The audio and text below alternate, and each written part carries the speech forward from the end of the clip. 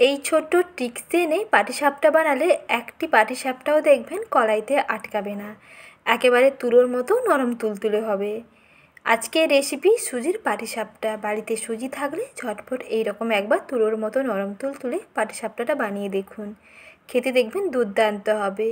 যাকে খাওয়াবেন সেই আপনার প্রশংসা করতে বাধ্য। তুলোর মতো নরম তুলতুলে সুজির পাটিসাপটার সহজ রেসিপিটি দেখে নেওয়ার পর যে কেউ খুব সহজে বানাতে পারবে। তাহলে দেখে নিন আজকের সহজ রেসিপি। প্রথমে এখানে একটি বাটির মধ্যে মেজারিং কাপের হাফ কাপ নিয়ে নিচ্ছি সুজি। সুজি মোটা দানা কিংবা পাতলা দানা যেটাই নেবেন সেটাই হবে। এখন এর মধ্যে আমি যেই কাপের মাপ করে সুজি নিয়েছিলাম সেই কাপের 1.5 কাপ জল দিয়ে প্রায় 5 থেকে 7 মিনিট ভিজিয়ে রেখে দিচ্ছি, তাতে সুজিগুলো বেশ সুন্দর নরম হয়ে যাবে। ততক্ষণে এদিকে নারকেলের পুরটাকে রেডি করে নিচ্ছি। তার জন্য কড়াইতে প্রথমেই দিলাম 1 বাটি নারকেল কোড়া আর দিচ্ছি স্বাদ মতো চিনি। যেই বাটি মাপ করে নারকেল কোড়া নিয়েছিলাম তার হাফ দিলাম চিনি। আর দিচ্ছি 4টে ছোটো এলাচ, আর এলাচগুলোকে একটু এরকম ফাটিয়ে দিয়ে দিতে হবে, তাহলে এর ফ্লেভারটা বেশি ভালো আসবে। তারপরে 4 চামচ তরল দুধ দিয়ে বেশ ভালো করে হাত দিয়ে দুলে দুলে মিশিয়ে নিতে হবে। এখনও কিন্তু গ্যাসের ফ্লেমটাকে অন করা হয়নি। আগে কড়াইতে সব কিছুকে ভালো করে মিশিয়ে নেবেন, তারপরে ফ্লেমটাকে অন করে নিয়ে একটু পাক দিয়ে নিতে হবে।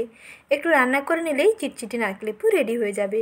প্রথমে কড়াইতে সব কিছু উপকরণকে দিয়ে একটু এরকম হাত দিয়ে মিশিয়ে নিন, তাহলে দেখবেন নারকেলগুলো আগের থেকে অনেক নরম হয়ে যাবে এবং চিনিগুলো অনেকটা গলে যাবে। তারপরে ফ্লেমটাকে অন করে নিয়ে মিডিয়াম টু লো আঁচে প্রায় 5 মিনিট মতন একটু রান্না করে নিলে নারকেলের পুর একেবারেই রেডি। আর নারকেলের পুরটা যখন একটু চিটচিটে হয়ে আসবে তখন গ্যাসের আঁচটাকে বন্ধ করে দিয়ে এর মধ্যে 2 টেবিল চামচ মতো গুঁড়ো দুধ দিয়ে দিন, তাহলে এর টেস্টটা দেখবেন আরও বেশি ভালো হবে। দেখুন নারকেলের পুরটা যথারীতি রেডি হয়ে গেছে। এখন এর মধ্যে আমি 2 চামচ দিয়ে দিচ্ছি গুঁড়ো দুধ কিংবা পাউডার দুধ। পাউডার দুধ দিয়ে দিলে এর টেস্টটা দেখবেন আরও বেশি ভালো হয়, আর নারকেলের পুরের বাইন্ডিংটাও অনেক বেশি ভালো হয়। এইভাবে একবার নারকেলের পুর বানিয়ে পাটিসাপটা বানিয়ে দেখুন, খেতে দেখবেন দারুণ লাগবে।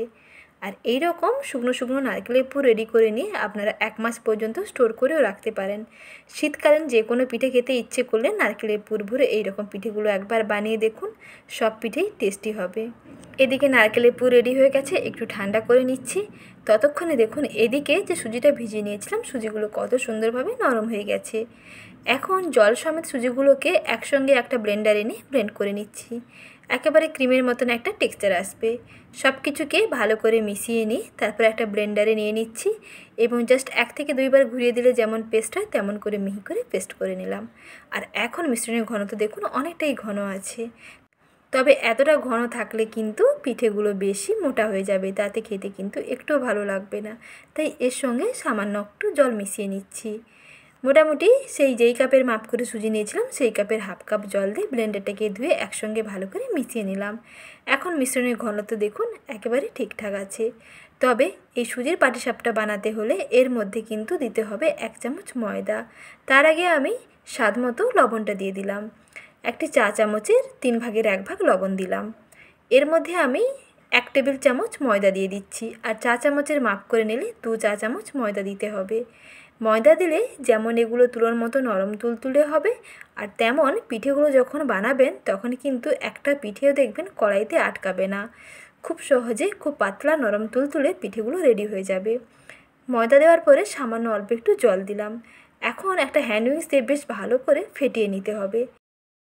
কিছুক্ষণ ভালো করে ফেটিয়ে নেওয়ার পরে ব্যাটার একেবারেই রেডি। আর পাটিসাপটার ব্যাটারে কিন্তু চিনি দেবেন না, তাহলে কিন্তু কড়াইতে আটকাতে পারে। যেহেতু এর মধ্যে সুজি আছে তাই চিনিটা কিন্তু স্কিপ করবেন। চিনি না দিয়ে ব্যাটারটা বানাবেন, দেখবেন অনায়াসে পিঠেগুলো বানাতে পারবেন। ব্যাটার দেখুন একেবারেই রেডি।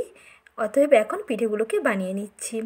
এই ব্যাটার থেকে 1 হাতা করে ব্যাটার নিয়ে পিঠেগুলোকে বানিয়ে নেব। তার আগে একটা তাওয়াতে প্রায় 1 থেকে 2 ফোঁটা তেল দিয়ে তেলটাকে পুরো তাওয়াতে ব্রাশ করে নিলাম।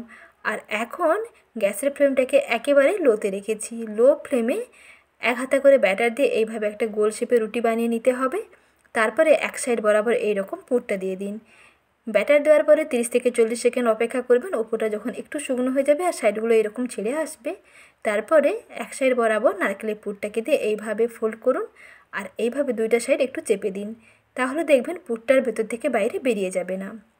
এইভাবে পাটিসাপটা বানালে পাটিসাপটা প্রতিটা পিঠে দেখবেন একেবারে পারফেক্ট হবে। একটি পিঠেও দেখবেন কড়াইতে আটকাবে না। আর পিঠের ব্যাটাটা যখন তাওয়াতে দেবেন তখন গ্যাসের আঁচটাকে একেবারে কমিয়ে রাখবেন। হাই হিটে ব্যাটার দেওয়ার সঙ্গে সঙ্গে কিন্তু ব্যাটারটা এইভাবে স্প্রেড করতে পারবেন না, কড়াইতে আটকে যাবে। তার জন্য একেবারে লো আঁচে এক হাতা করে ব্যাটার দিয়ে সঙ্গে সঙ্গে ঘুরিয়ে দেবেন, দেখবেন এইভাবে গোল শেপের একটা রুটির মতন বানানো হয়ে যাবে।